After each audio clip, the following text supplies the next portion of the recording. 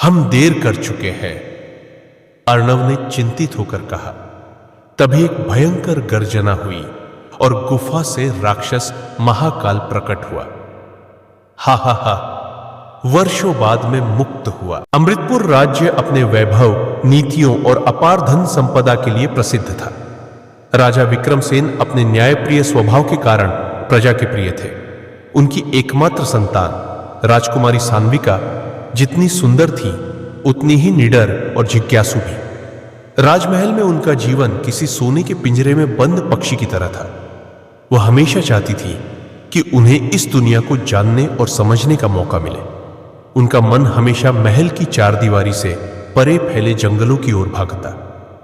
एक दिन जब महल में एक उत्सव चल रहा था, सान्विका मौका पाकर अपनी घोड़ी चित्रा पर सवार होकर महल से निकल पड़ी। वह चाहती थी कि इस बार वह जंगल की गहराइयों को महसूस करे, उसकी कहानियों को खोजे।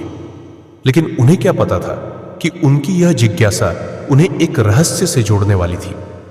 जंगल के भीतर पहुंचते ही हल्की ठंडक महसूस होने लगी। पक्षियों की चहचहाहट और पत्तों की सरसराहट के बीच एक रहस्यमयी शांति थी। घोड़ी चित्रा अचानक बिदक गई और सान्विका संतुलन खोकर नीचे गिर पड़ी। उनके सिर में हल्की चोट आई और उनकी चेतना डगमगाने लगी। जब उनकी आंखें खुली तो उन्होंने खुद को एक कुटिया में पाया। वहां एक लंबे बालों और सफेद दाढ़ी वाले साधु ध्यान में बैठे थे। उनकी आंखों में गहरी शांति थी, लेकिन एक रहस्यमयी चमक भी। जाग गई तुम? साधु ने धीमे स्वर में पूछा। आप कौन हैं और मैं यहां कैसे आई? सान्विका ने धीरे से पूछा। मैं इस जंगल का रक्षक हूं। तुम्हें यहां अचेत अवस्था में पाया तो ले आया, लेकिन प्रश्न यह है कि तुम अकेली जंगल में क्यों आई थी? सान्विका ने उन्हें अपनी कहानी सुनाई। साधु हल्का सा मुस्कुराए और बोले, तुम्हारी जिज्ञासा सही भी है और खतरनाक भी। इस जंगल में बहुत कुछ ऐसा है जो आम लोग नहीं जानते। सान्विका को साधु की आंखों में कुछ अनोखा दिखा। उनकी गंभीरता के पीछे कुछ ऐसा था जो उन्हें आकर्षित कर रहा था। आपकी आंखें अजीब सी लग रही हैं, जैसे इनमें कोई दर्द छिपा हो। साधु कुछ पल के लिए चुप हो गए। हर दर्द को शब्दों में नहीं बताया जा सकता राजकुमारी।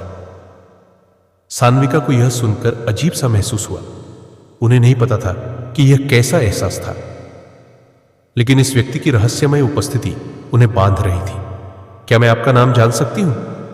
उन्होंने हल्के से मुस्कुराकर पूछा। साधु ने उनकी ओर देखा और धीमे से बोले, मेरा नाम अर्णव है। अर्णव ने बताया कि इस जंगल में एक गुप्त गुफा है जहां एक प्राचीन शक्ति कैद है। यह शक्ति क्या है? सान्विका ने पूछा।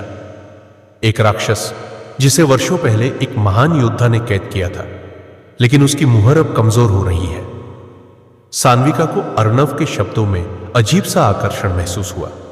उन्हें लगा कि अर्णव सिर्फ एक साधु नहीं है, बल्कि उनके पीछे भी कोई कहानी छिपी है। अगर यह इतना खतरनाक है तो हमें कुछ करना चाहिए। अर्णव मुस्कुराए। तुम राजकुमारी हो, तुम्हें इन मामलों में नहीं पड़ना चाहिए। पर मैं सिर्फ एक राजकुमारी नहीं, एक इंसान भी हूं, और अगर मेरे राज्य को खतरा है तो मुझे कुछ करना ही होगा। उनकी बातों को सुनकर अर्णव ने पहली बार महसूस किया कि यह राजकुमारी बाकी लोगों से अलग है। रास्ते में सान्विका अर्णव से बातें करने लगी। वह उनकी बातें सुनना चाहती थी, उनके बारे में जानना चाहती थी। तुम हमेशा से साधु थे? उन्होंने चंचलता से पूछा। अर्णव ने हल्की मुस्कान दी। नहीं, मैं भी कभी किसी और की तरह था, लेकिन परिस्थितियों ने मुझे बदल दिया। कैसी परिस्थितियां?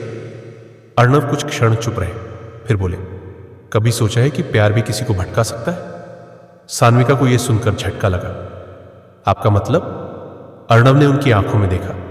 कभी किसी से इतना प्यार हुआ है कि सब कुछ भूल जाओ? सान्विका के दिल की धड़कन तेज हो गई। नहीं, लेकिन मैं समझ सकती हूं। वे गुफा के पास पहुंचे, लेकिन वहां कुछ बदल चुका था। गुफा के द्वार पर दरारें आ चुकी थीं और वहां से एक अंधकारमयी शक्ति बाहर निकल रही थी। हम देर कर चुके हैं, अर्णव ने चिंतित होकर कहा। तभी एक भयंकर गर्जना हुई और गुफा से राक्षस महाकाल प्रकट हुआ। हा हा हा, वर्षों बाद मैं मुक्त हुआ। सान्विका भयभीत हो गई, लेकिन अर्णव ने उनका हाथ पकड़ा। डरो मत, मैं तुम्हारे साथ हूं। उनके शब्दों ने सान्विका के भीतर एक अजीब सी शक्ति भर दी। अर्णव ने मंत्र पढ़ना शुरू किया, लेकिन राक्षस ने उन पर हमला कर दिया। तभी सान्विका को याद आया कि उनकी मां ने उन्हें एक दिव्य हार दिया था जो बुरी शक्तियों को नष्ट कर सकता था। उन्होंने हार निकाला और मंत्र पढ़ा। तेज प्रकाश फैला और राक्षस चिल्लाया, नहीं, यह संभव नहीं। कुछ ही क्षणों में वह जलकर राख हो गया। सब कुछ समाप्त होने के बाद सान्विका और अर्णव महल लौटे। राजा विक्रमसेन को जब यह सब पता चला तो उन्होंने अर्णव को नमन किया, लेकिन सान्विका के दिल में अजीब सी बेचैनी थी। अब आप क्या करेंगे? उन्होंने पूछा। अर्णव ने हल्की मुस्कान दी। मेरा सफर अभी खत्म नहीं हुआ राजकुमारी, पर क्या हम फिर कभी मिलेंगे? अर्णव ने उनकी आंखों में देखा। अगर भाग्य ने चाहा तो जरूर। फिर बिना कुछ कहे वह जंगल की ओर बढ़ गए। सान्विका ने उन्हें जाते हुए देखा और उनके दिल में पहली बार किसी के लिए एक अनजाना एहसास उमड़ा। लेकिन क्या यह प्रेम था या कोई अधूरा सपना? यह तो समय ही बताएगा। प्यारे मित्रों, स्टोरी कैसी लगी जरूर बताएं। वीडियो को लाइक और चैनल को सब्सक्राइब जरूर करें। ऐसी ही स्टोरी हमारे चैनल पर देखने के लिए हमारे चैनल को सब्सक्राइब जरूर करें। धन्यवाद।